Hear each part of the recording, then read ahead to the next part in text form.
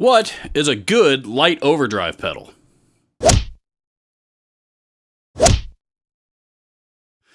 Welcome to episode 9, I believe we are on, of Ask RGD. If this is the first time you are experiencing an Ask RGD video on this channel, or any other channel for that matter, because this is the only one that does them, the rules here are very, very simple. You ask me a guitar or a guitar-related question, and I answer it to the best of my ability in a video. This week's question comes from Jesse Lawson, who left this question down in the comments section of another Ask RGD video. He says, what's a good light gain overdrive for a guitar with low output humbuckers? I usually play single coils and have no problem getting a good drive sound from them, but recently got an LP Les Paul type guitar, and all my overdriven tones sound too harsh in the treble or way too low and start to fart out. Maybe I'm not dialing it in the right way? Question mark, question mark, question mark. Excellent question, Mr. Lawson. Thank you very much for submitting it. And I'm going to answer it as best I can using something as similar that I have on hand to what it sounds like you are using. So what this is here, this obviously is my good old trusty Epiphone Les Paul Custom that I have had for 15 years now or something like that, and completely stock, and including the pickups. These pickups are pretty low, moderate output pickups. Basically, it's basically the Epiphone version of that era's Epiphone version of the Gibson 57 Classic. Is basically what they put in here. I am going to. I'm running this into my trusty Randall Diavolo head. I realize it's probably not the type of head that you are using. I'm going to guess you're probably playing through a deluxe reverb or something like that. And again, strictly a guess. I could be wrong. But anyway, what is a good light overdrive? I have a couple of solutions that I would like to share with you. And these work for me. They may or may not work for you.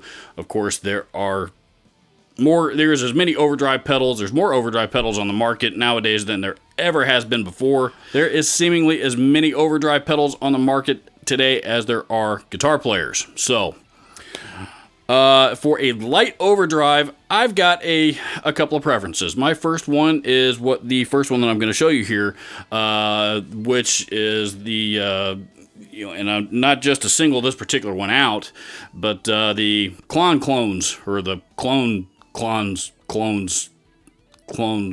with a K thing, clone, or whatever the right way to say that is, clones with a K, essentially, the very famous Klon Centaur pedal, which was an overdrive pedal that came out in the early 90s and has since gone on to become a legendary overdrive with a very, very surprisingly simple circuit on the inside.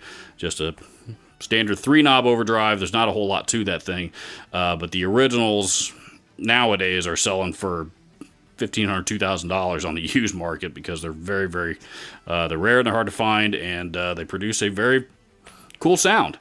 And as such, nowadays there are tons of pedal companies that make a version of that pedal. And the one that I have here in front of me is probably one of the more common ones, one of the more popular ones on the market, and quite possibly, and also probably one of the more affordable ones. I am using the Electro-Harmonic Soul Food to perform this particular demonstration. And I did do a demo on this pedal a while back. I'll make sure and link that up down in the description for you if you want to get a little bit more idea of everything that it does. Again, a simple 3-knob distortion. And, this particular one, if you crank up the gain, it can cover a lot of territory. But, from about 12 o'clock down is the neighborhood that we're going to be in for this. And what I have done here with the amp is I got it set pretty much right on the edge of breakup.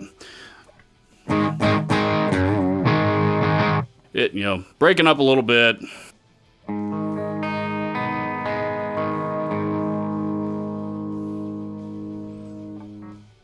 To that point, and if I roll my volume knob off, you can hear it clean up quite a bit.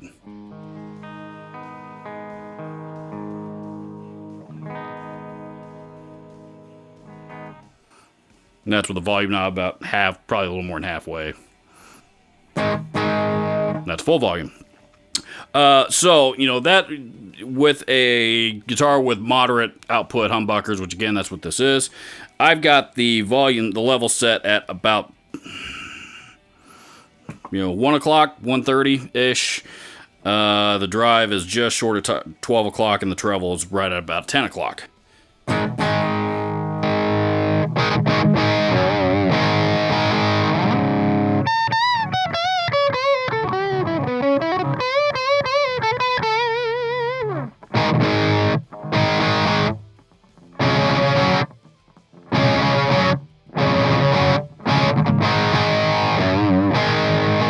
Good old-fashioned rock and roll classic rock setting. If you really crank up the volume on the amplifier, I think it would really fills out quite a bit more. If not, you can always put an EQ pedal behind it, and it's just probably, if I were using this setup, I would probably have an EQ behind it, just to beef up the low end a little bit. But the gain is pretty good. Now, if you're looking for something lighter than that, we can turn the gain down a little bit just so you can hear it a little bit more and see if that's closer to what you're looking for.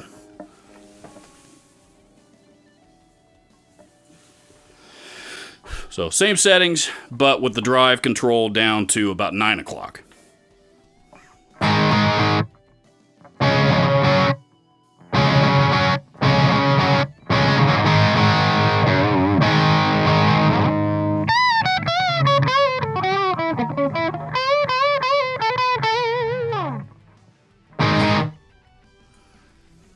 So for light gain overdrive, hopefully that would be a solution for you. The other thing that I think is probably worth mentioning is something that I learned in a Pete Thorne video a while back. And what he likes to do, this other one I got here, this is a TS9DX tube screamer. This is my favorite tube screamer pedal, or Ibanez tube screamer anyway. The TS9DX is basically a TS9, but it's got 4 different modes in it. Of course, tube screamer circuits are all over the place. The TS9DX has the original TS9 circuit in it, plus 3 others, with increasing gain. For a very brief description of what this pedal does, I've got it set on the TS9 setting, which is the lowest gain setting. If you take a look at the settings where I have them, you'll notice I have the level cranked all the way up and the gain turned all the way down.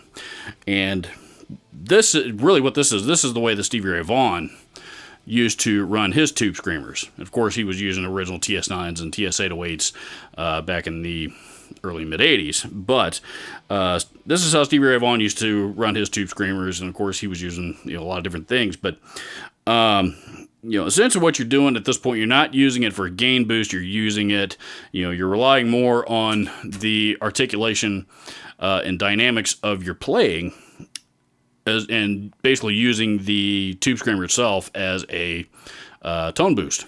And again, here's my dry signal. Again, the amp set just on the edge of breakup. So drive control all the way down, level control all the way up. And I've got the tone set right about 12 o'clock just because that's where I had it.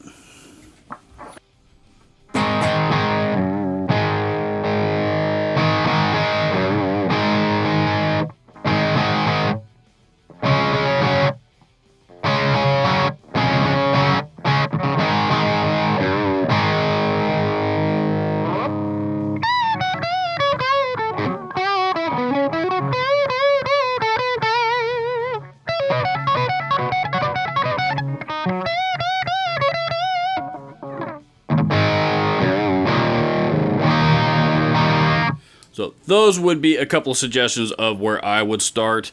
Again, there are so many different overdrive options out there nowadays. The tube screamers and the clones both seem to be very, very, very versatile type pedals. And there is a zillion different versions of them. Of course, Ibanez they've got several different versions of the tube screamer just in their own line, and then there's everybody else that's copied it to one degree or another out there on top of it, and your options are limitless. So the truth is, of course, everybody's ear, everybody's playing style, and everybody's rig really is totally different from everybody else's. So, this is a kind of a difficult question for me to answer accurately, but what I wanted to do here, what I hope I have done for you, at least give you a place to start and see how maybe a couple of these options work out for you, and maybe a place to explore, branch out further from there if need be. So Jesse, thank you again very much for submitting your question. If you would like to submit your question and have it answered in an Ask RGD video, you can do so a number of different ways. You can do so by leaving a comment down in the comment section of this video, or any video for that matter on my channel. You can reach out to me directly via email, via Facebook Messenger, or the contact form on the Robert's Guitar Dungeon website. All of those links are provided for you down in the description below. Should you opt to ask your question via comment down below, I will assume that you are okay with me referring to you by your screen name. Should you use one of the other methods, I will assume that you would prefer me to maintain your anonymity, and I will make sure and leave any and all names out of it and just ask the question anonymously. Of course, links to all the gear used in this video will also be down in the description. Don't forget to hit the subscribe button if you haven't already, as well as the bell right next to it. I'm Robert. Thank you so much for watching. I will see you in the next video.